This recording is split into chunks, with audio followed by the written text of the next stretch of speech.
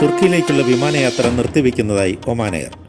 March 25 മുതൽ March 31 വരെ തുർക്കിയിലേക്കുള്ള വിമാന സർവീസുകൾ നിർത്തിവെച്ചതായി സുൽത്താനേറ്റിൻ്റെ ദേശീയ വിമാന കമ്പനിയായ ഒമാൻ എയർ പ്രഖ്യാപിച്ചു. പുതിയ യാത്രാ നിയന്ത്രണങ്ങൾ കാരണം ഒമാൻ എയർ 2020 മാർച്ച് 25 മുതൽ മാർച്ച് 31 വരെ മസ്കറ്റിനും തുർക്കിയിലെ ഇസ്താംബൂളിനുമിടയിലുള്ള എല്ലാ വിമാന സർവീസുകളും നിർത്തിവെക്കുന്നതായി വാർത്താക്കുറിപ്പിൽ പറയുന്നു. ഫ്ലൈറ്റ് ബുക്കിംഗുമായി ബന്ധപ്പെട്ട എല്ലാ വിവരങ്ങൾക്കും തങ്ങളുടെ കോൾ സെൻ്ററുമായോ ഏജൻറ്റുമായോ ബന്ധപ്പെടാമെന്നും ഒമാൻ എയർ പ്രസ്താവനയിൽ പറയുന്നു.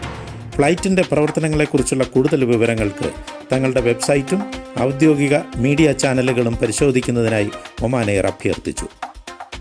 ഒമാനിൽ അപകടത്തിൽ 3 പേർ മരിച്ചതായി റിപ്പോർട്ട്. ഒമാനിൽ 3 അപകട മരണങ്ങൾ സംഭവിച്ചതായി റോയൽ ഒമാൻ പോലീസ് രേഖപ്പെടുത്തിയിട്ടുണ്ട്.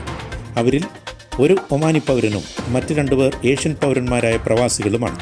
കാലാവസ്ഥാ വ്യതിയാനം ആരംഭിച്ചതിനു ശേഷം ഡ്രിഫ്റ്റിങ്ങിനും ആളുകളെ തടഞ്ഞു വയ്ക്കുന്നതിനും ചിലർ വാദികൾ ഉപയോഗിക്കുന്നതായി 74 റിപ്പോർട്ടുകൾ സുൽത്താനേറ്റിലെ വിവിധ ഗവർണറേറ്റുകളിൽ പോലീസ് ഓപ്പറേഷൻ സെൻ്ററിന് ലഭിച്ചതായി ROP ഒരു പ്രസ്താവനയിൽ പറഞ്ഞു. 3 മരണങ്ങൾ രേഖപ്പെടുത്തിയിട്ടുണ്ടെന്നും കൂടാതെ കാണാതായ ഒരാളിനു വേണ്ടി ഇബ്രിയിലെ വാദി അൽ ബൈദിൽ ഇപ്പോഴും തിരച്ചിൽ തുടരുകയാണെന്നും പ്രസ്താവനയിൽ പരാമർശമുണ്ട്.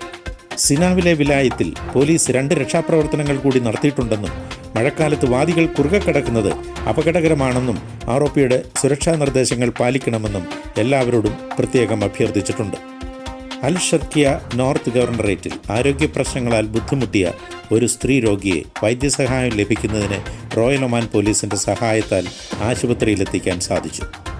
അൽ മുദൈബിയിലെ സിനാവിൽ വാദി അൻദത്തിൻ്റെ ഒഴുക്കുമൂലം ഗതാഗതം തടസ്സപ്പെട്ടതിനെ തുടർന്ന് ROPയുടെ സമയോചിതമായ ഇടപെടൽ കാരണമാണ് രോഗിയായ ഒരു സ്ത്രീയെ സിനാവ് ആശുപത്രിയിൽ എത്തിക്കാൻ സാധിച്ചത് എന്ന് റിപ്പോർട്ടിൽ പറയുന്നു.